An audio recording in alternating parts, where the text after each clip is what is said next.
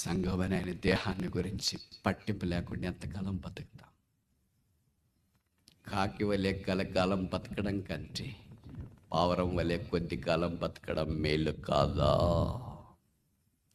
సౌలు వలె 40 ఏళ్ళు బతకడం కంటే దావీదు వలె యవనస్తుడిగా ఉండడం మేలు కాదా? కయ్యూను వలె దేశదిమ్మరై తిరుగుట కంటే హెబెలు వలె హతసాక్షి ఉండడం మేలు కాదా?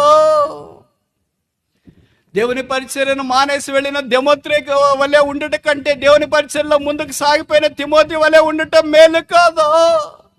దైవ కార్యానికి దూరంగా వెంబడిస్తున్న గొప్ప జన సమూహం వలె ఉండటం కంటే యేసు యొక్క శిలువ దగ్గర ఉన్న మరియా సలోమి వలె ఉండటం మేలు కాదా?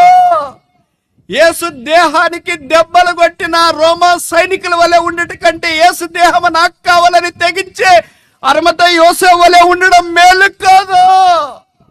దేవుని జనమా, ఎవరి కొరికి బ్రతుకో, ఎవరి కొరికి దినాలు, ఎవరి కొరికి ఆయుష్, ఎవరి కొరికి పరిచర్య, ఎవరి కొరికి సేవ, ఎవరి కొరికి సంఘము, ఎవరి కొరకు తెగించి అరిమతయి యోసేపులుంటే యేసు దేహం ఇవ్వబడుతుంది. బైబిల్ రాయబడింది, యేసు దేహం దానికి ఇచ్చిన తర్వాత దాన్ని శుభ్రం చేసి. సాధారణంగా ఎవరైనా మన ఇంట్లో చనిపోతే మనం ఏం చేస్తాం? వారికి చివరిసారని జెంట్స్ అయితే వాళ్ళకి పెద్ద కోట్ వేసి, టై కట్టి, అద్దాలు పెట్టి, షూ వేసి, సాక్స్లు వేసి, తర్వాత ఇంకేదైనా వాళ్ళు వాచ్ కట్టుకుంటే వాచ్ పెట్టేసి, వీలైనంత దాకా ఎందుకు బ్రదర్ అలాగే చేస్తారంటే పెళ్లి కొడుకుగా పంపిస్తున్నా.